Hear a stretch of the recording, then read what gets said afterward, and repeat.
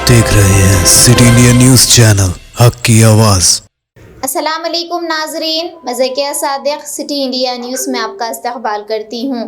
नाजरीन, अभी उत्तर प्रदेश असम्बली इंतखाबात का बिगुल बजा ही नहीं कि सदर मजलिस बैरिस्टर असदुद्दीन अवैसी अपनी पार्टी की तशहीर के लिए निकल पड़े हैं।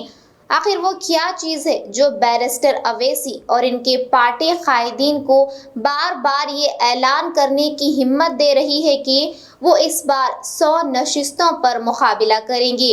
क्या मजलिस कायद के हाथों कोई जादू की छड़ी लग गई है या फिर कोई ऐसी शय है जो इन्हें मुतवज्जो कर रही है? नाज़रीन, जानने के लिए आइए देखते हैं हमारे एडिटर मोहम्मद तकी हुसैन की ये खुसूसी रिपोर्ट। पिछले 5 साल से उत्तर प्रदेश में योगी आदित्यनाथ की भारतीय जनता पार्टी की हुकूमत ने जिस तरह हुक्मरानी की है, इससे यह साफ जाहिर है कि इस रियासत की अक़लियतें और दलित इस हुकूमत से नजात चाहते होंगे। लेकिन क्या रियासत के दलित जो पिछले इंतखाबात में होलसेल अंदाज में बीजेपी को वोट दिया था और मुल्क भर के सियासी माहिरीन के हिसाब उथल पुथल करके रख दिए गए थे? क्योंकि उत्तर प्रदेश के 2017 के इंतखाबात से कबल अगर आप जायज़ा लेंगे तो पता चलेगा कि जिधर मुसलमान और दलितों की अक्सरियत गई, उसी जमात ने वहाँ हुकूमत बनाई। इस बार भी ये तवक्को की जाती है कि मुसलमान और दलित मिलकर इंतखाबात में एक हैरानकुन फैसले की दागबेल डालते हैं या फिर मुसलमान और दलित अपनी अपनी राह पकड़ते हैं। अगर ऐसा हुआ तो फिर एक बार उत्तर प्रदेश में बीजेपी की हुकूमत यकीनी होगी। लेकिन सियासी मुबस्सिरीन का ये कहना है कि जिस तरह से उत्तर प्रदेश हुकूमत के दलित और मुसलमानों को लेकर सख्त गिर रवैया अख्तियार किया, उसने दोनों तबक़ात बीजेपी की शिकस्त के लिए बेचैन हैं। अब इस रियासत के सेकुलर जमातें इन दोनों तबक़ात को रुझाने में लगी हुई हैं कि बैरिस्टर ओवैसी मैदान में कूद पड़े और अब ये मुसलमानों की क़यादत की बात कर रहे हैं और 100 नशिस्तों पर इंतखाबात लड़ने की बात कर रहे हैं। आखिर वो क्या बात है कि बैरिस्टर असदुद्दीन ओवैसी ये दावा कर रहे हैं कि वो इतनी बड़ी तादाद में अपने उम्मीदवार उतारेंगे? आपको अपनी आवाज उठाने की इजाजत देता है वो संविधान जिसको बाबा साहिब अम्बेडकर ने बनाया था। मेरी इज्जतदार मां और बहनों, मेरे बुजुर्गों, मेरे गयूर नौजवान साथियों, असदुद्दीन ओवैसी आपको एक पैगाम देने आया है कि आप अपनी जमात को मजबूत करिए।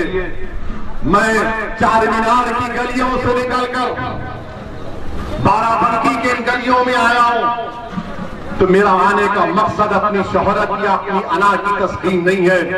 मेरे आने का बुनियादी मकसद यह है कि आप नेता बने, आपकी सियासी क़ियादत बने, आप लीडर बने, आपकी लीडरशिप बने, ताकि कल कोई जाकर किसी मस्जिद को बगैर किसी वजह के, कानूनी वजह के शहीद ना कर दे। अगर आपकी आवाज होगी, आपका नुमाइंदा होगा तो आपके नाइंसाफियों के दौर का खात्मा होगा। छोड़िए इन लोगों की इन बातों को। ये बार बार इल्जाम लगाते समाजवादी के, बीएसपी के लोग, मगर मैं आपको बताना जरूरी समझता हूं कि औरंगाबाद महाराष्ट्र से मजलिस का एमपी जीता संसद में, किसने हराया उसको? शिवसेना के एमपी को मजलिस के उम्मीदवार इम्तियाज जलील साहब ने 21 साल के शिवसेना के एमपी को मजलिस ने हराया। सारी दुनिया कह रही थी नहीं हरा सकते, मगर औरंगाबाद का मजलिस का जुनूनी कह रहा था कि अभी तो जंग शुरू हुई है, नतीजा अल्लाह के हाथ में, हम पूरी कोशिश करेंगे।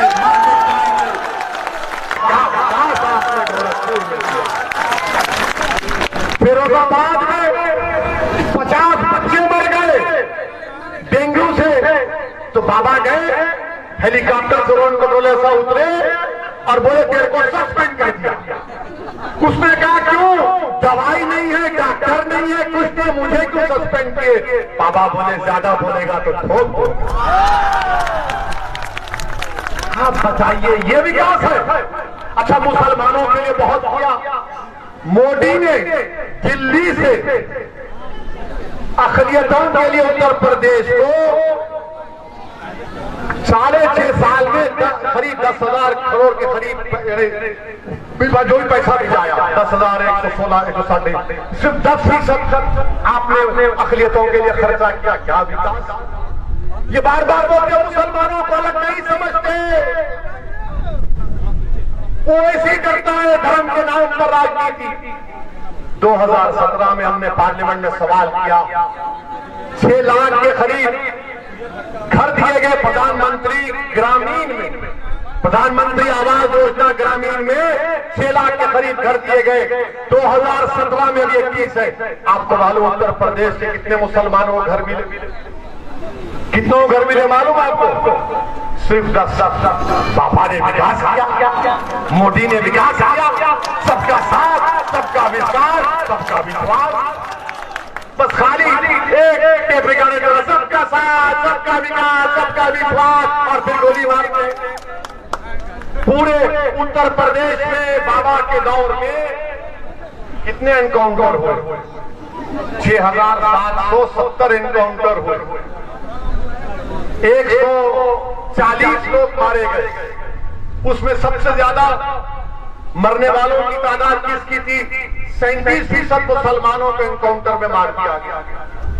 तो बीजेपी के लोग बोलेंगे अगर गुंडागर्दी करेंगे तो गोली मारेंगे, तो फिर पुलिस क्यों है? अदालत क्यों है? संविधान क्यों है? इंडियन पीनल कोड क्यों है? सीआरपीसी क्यों है? सबको बंद कर दो। अच्छा आप ये देखिए, जब ये 37% मुसलमान एनकाउंटर में मारे गए तो कोई पुलिस के खिलाफ एक्शन नहीं लिया गया, और जब लखनऊ में विवेक तिवारी को मारा गया तो पुलिस वाले सस्पेंड हो गए। क्या हमारे खून की कीमत नहीं है? बाबा बताओ कि विवेक तिवारी का खून हमारे से बड़ा है? क्या हमारा खून लाल नहीं है? पूछो बीजेपी से, पूछो विवेक तिवारी को मार दिए तो पुलिस के लोग सस्पेंड हो गए। मेरे अजीज दोस्तों और बुजुर्गों, इसीलिए हम आपसे अपील कर रहे हैं, गुजारिश कर रहे हैं कि मजलिस का साथ दीजिए। आने वाले विधानसभा में पतंग के निशान पर बटन दबाइए और अपनी जमात को कामयाब करिए। ये हम ये बात कहकर आपसे रुखसत हो रहे हैं, फिर से आपसे बात कहकर रुखसत हो रहे हैं। मजलिस इंशाअल्लाह ताला सुबह क़यामत तक उत्तर प्रदेश में रहेगी। आपकी दुआएं और आपके साथ की जरूरत है। आपका बेहद शुक्रिया। अस्सलाम। आदाद और शुमार को देखें तो ये पता चलता है कि उत्तर प्रदेश में 122 ऐसे हल्के जात असम्बली हैं जिसमें मुसलमानों की तादाद 30% से 60% तक है, और इन नशिस्तों पर वो खुद बादशाह भी बन सकते हैं और बादशाहगर का मौक़िफ़ भी रखते हैं। साबिक़ा इंतख़ाबात में इसमें से 80 नशिस्तें मुलायम सिंह के खाते में गई थीं, तो बाकी नशिस्तें कांग्रेस, आरएलडी और बीएसपी के हक़ में गईं। लेकिन मजलिस भी अब इन्हीं नशिस्तों पर अपनी नज़र गाड़ दी है, और कल ही सदर मजलिस ने बीएसपी के रुकन पार्लियामेंट अतीक अहमद और इनकी अहलिया को अपनी पार्टी में शामिल करते हुए ये पैगाम देने की कोशिश की है कि मजलिस अब इन इंतखाबात में अपना पूरा दमखम झोंक देगी। कहा यह भी जा रहा है कि बैरिस्टर अवैसी अब उत्तर प्रदेश के एक और कदावर कायद आजम खान को अपनी जमात में शामिल करने की कोशिश कर रहे हैं, ताकि मजलिस का उत्तर प्रदेश में मौक़िफ़ मजबूत हो जाए। कुछ माह कबल मजलिस ने एसएसपी के रहनुमा राजभर के साथ अपनी मुलाकातें बढ़ाते हुए पिछले तबक़ात के वोटों को रिझाने की कोशिश कर रहे थे, लेकिन अतीक अहमद की पार्टी में शमूलियत के बाद राजभर और अवैसी में इख्तलाफ पैदा होने की इत्तला है। क्या अब मजलिस इन मुस्लिम अक्सरियती नशिस्तों के सहारे इंतखाबात में जाने की कोशिश करेगी? क्या उत्तर प्रदेश का मुसलमान मजलिस को अपना भरपूर ताउन देगा? क्या मजलिस समाजवादी पार्टी और बीजेपी जैसी मजबूत केडर की पार्टियों के सामने टिक पाएगी? इस पर कोई राय कायम करना क़ब्ल अज़ वक्त होगा। बीजेपी हुकूमत की सख्तगीर मुखालिफ मुस्लिम पॉलिसियों से उत्तर प्रदेश का मुसलमान इस हुकूमत से निजात चाहता है। ऐसे में क्या वो मजलिस जैसी नई सियासी जमात पर भरोसा करेगा या फिर समाजवादी पार्टी की तरफ जाएगा? ये वक्त ही बताएगा। तब तक के लिए हमें दें इजाज़त और देखते रहिए आपका अपना पसंदीदा चैनल सिटी इंडिया न्यूज़, हक़ की आवाज़। Are you looking to build your dream project, but construction costs and time are a big hurdle standing in your way? If yes, then you are at the right place, because Cosmolite AAC lightweight block is a game changer in the construction industry. Our innovative technologies and highly experienced team can help your dreams come true. With our proven strategies, Cosmolite AAC block cuts down the requirements of steel and cement by 20%, saving 30% on construction costs and reducing construction time by 25%. Major builders and contractors have already switched over to Cosmolite AAC blocks because of the structure saving, acoustic insulation, faster construction, lightweight, waterproof workability and flexibility, earthquake resistance, and pest resistance. Cosmolite is all set to emerge as South India's most preferred brand in AAC lightweight block. So, what are you waiting for? Let's build with Cosmolite and stay happy, because we don't only build structures, we build happiness. Cosmolite, light up your life.